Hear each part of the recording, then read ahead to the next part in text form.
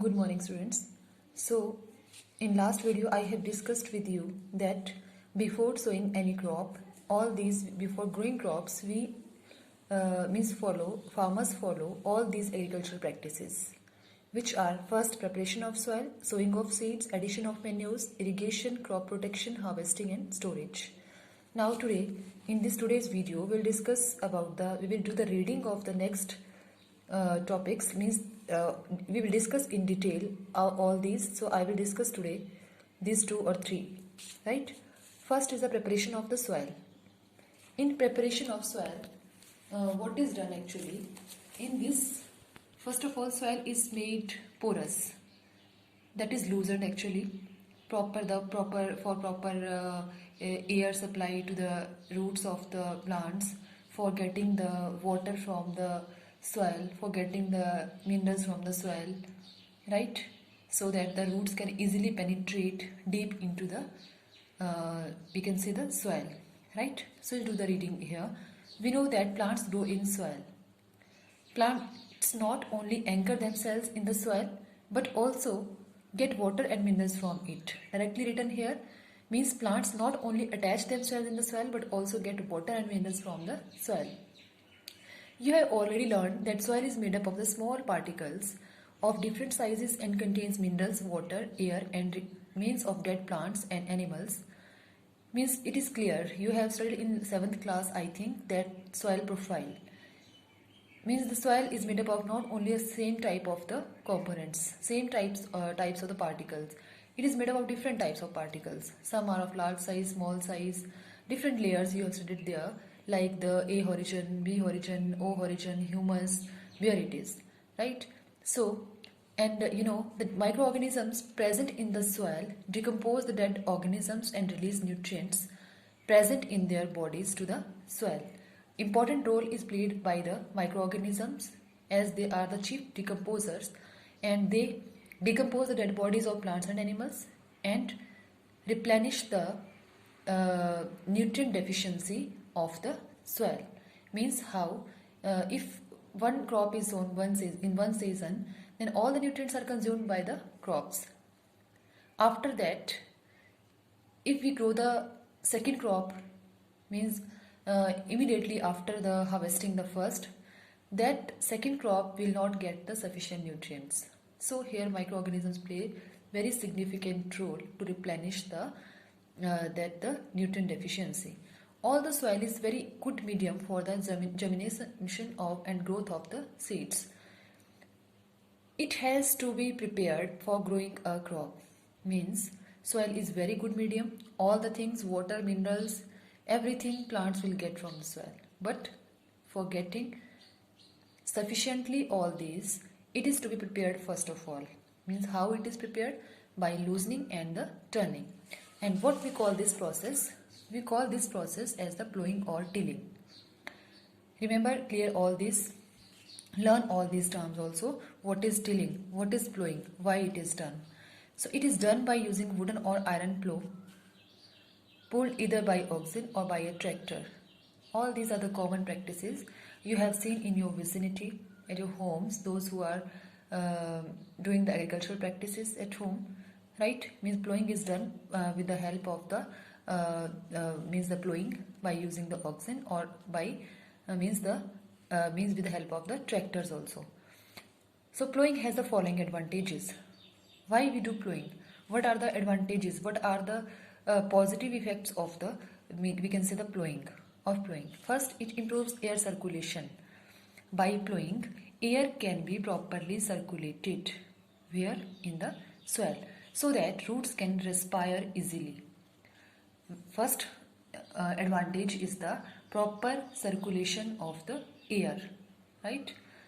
If air is properly circulated, that's why the roots can easily uptake the air, right? Second one is the roots can penetrate deeper into the soil, thus hold the plant firmly. Means if roots do not penetrate the soil by strong winds or even by the minor air current, that plants they may fall down, right? So here roots they can penetrate deeper into the soil by plowing. When the soil is the loosened, that is properly turned and loosened, then roots will penetrate deep into the soil, and thus they are that roots, if get penetrated deeper into the soil, then plants can automatically be anchor itself into the soil properly, so hold the plant firmly, right? Firmly means tightly. Plowing enhances the water retaining capacity of the soil. So how plowing will enhance the water retaining capacity of the soil? Means if the soil is, how you can understand this? Means if the, like the, you can see here, if the, you have particular this the, for example, this is a particular piece of land. If the soil is very and very compact, right, then what will happen? If we do the watering here, then water will not be able to penetrate deep into the soil. It will not be able to means the cross the soil particles. In this way, all the water will washed away, right? But if we have properly plowed that field, soil is properly loosened, right, then water will go deep into the soil particles, right, in this way. So means we can say that plowing, it enhances the water retaining capacity of the soil. Plowing uproots the weeds growing in the field and aids in the growth of the microbes. What happened when plowing is done, then automatically some weeds. What are weeds? Weeds are the unwanted plants. They are uprooted, means they are easily removed by the plowing. When they are uprooted, then next the desired crop which we are sowing, that will grow better, right? Because these weeds will otherwise compete with the desired crop which we are sowing, right? Plowed field has big pieces. Now after plowing, immediately soil is not ready. After plowing, I told you earlier that the different size particles, different soil particles of different sizes will be there. So when plowing is done, then first there will be the big pieces of the soil, right? They need crushing after that, and that big piece is what we call crumbs. That are called the crumbs. So what are crumbs? These are big pieces of the soil, right, which we get after the plowing. Now these need to be crushed so that these crumbs can be turned into the finer soil particles. These crumbs are crushed with wooden plank. It's an instrument, right, equipment used for crushing the crumbs. Then the field is leveled for sowing and irrigation purposes. This is done by a leveler. So means what are crumbs and what is this wooden plank and what is leveling? You should clear all these. Like you can say, for example, these are the wooden, for example, this is the particular patch of field. After plowing, it turned into these crumbs. Now these crumbs are still not converted into the fine particles. So with the help of the wooden plank, any equipment like just like this, with the use of this, all these are crushed into the finer soil particles one by one. In this way, our whole field which we are using for the crop, sowing the particular crop, that will be converted into the finer particles, right? After this leveling means flat, it is also a type of the equipment which is flat, means that is spreaded over the whole field. In this way, all the soil particles, they will come in the same level, right? So all these terms in the preparation of soil. You should clear how many terms. First of all, what is tilling? Second, or we can say the plowing, same thing. Second, what are crumbs, right? And third one, why it is important to do the tilling, why plowing is done. All these things are very important, right? So next topic I will take now, that is the sowing.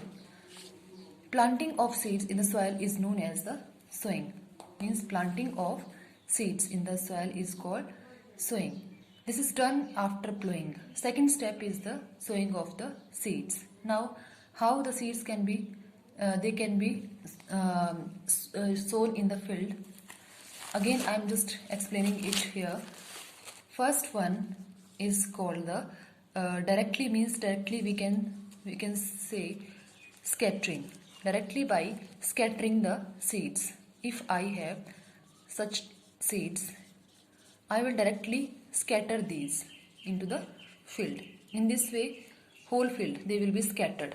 This is called the one term is here. This is called the broadcasting. Right? Broadcasting. Second one is by the broadcasting, and second one is here given, that is the seed drill. What is seed drill? Means these are you can imagine just like the funnel is here. Such types of the we can say the equipments are there. Mechanical, this method is the mechanical one. Here seeds are, we can put seeds here, and these drills, they are attached behind the we can say the plow, or behind the tractors also. These are, so what they will do, they will sow the seeds one by one. Seed will come from here, and when the plow, it will move in the forward direction, and behind seeds will be sown one by one in a proper sequence, in proper serials. This is called the we can say this is the method, second one, that is the seed drill method. Here is written, a special implement called seed drill can also be used for sowing. It consists of a funnel opening in the long pipe. Seed drill is attached at the back of the plow, right? Or here you can see this picture. Here is written mechanized sowing. Seed drills are placed here, and in this way it will move forward, and the seeds, they will be sown here in the proper lines, right? So here is, seeds are dropped in the funnel, and they then planted in the furrows made by the moving plow, right? Now, given here one term, transplantation. Transplantation is what? What is transplantation? Now, this is the case when we are talking about the seeds which are little bit large enough so that they can be easily sown. Now, second one is the what is transplantation? Very, very important. What is transplantation? Transplantation, as the name indicate, means moving from one place to another place, right? In some crops like the paddy, tomato and chili, you have seen the seeds of tomato, you have seen the seeds of chilies. They are very minute. They are very small size, and they are in cluster. They are in this form. They are, right? Observe this. You can see them easily at your home. You have seen the chilies, you have seen the tomatoes, cut tomato, cut chili, and see how seeds are there. So is it possible to plant them one by one, taking one by one and plant them one by one? Not possible. It will consume a lot of time, right? So what farmers do, they take directly whole and directly sow them in a patch of field, right? Patch of field. What will happen then? After then, the plants will start growing, and they will convert into the plantlets, little bit small sized plants. After then, farmers, they take them from here and directly plant them into the, you can see, the large field. They can plant them into the large field at proper distances, right? So here you can see, this is called the transplantation method, right?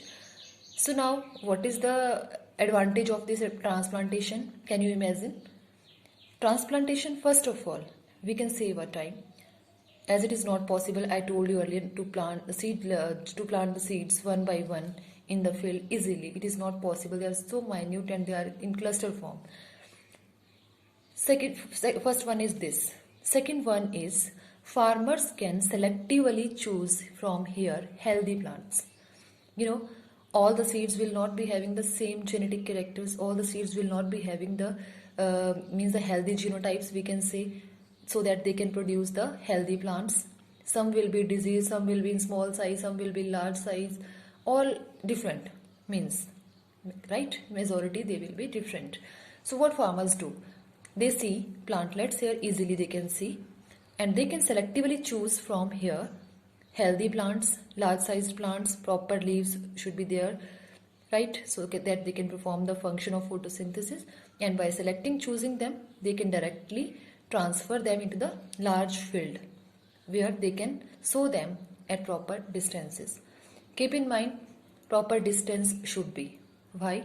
Because in soil there are nutrients all together, and all will compete for the nutrients. All will compete for the same availability of the nutrients here. So in this, you can see if plants are planted at distant places, they can take the nutrients sufficiently for them. They can take proper sunlight, because when plant will grow, leaves will be there, branches will be there, so they can hide the other. In this way, each and everyone cannot get the proper sunlight. So proper this gap should be. So this is about the transplantation.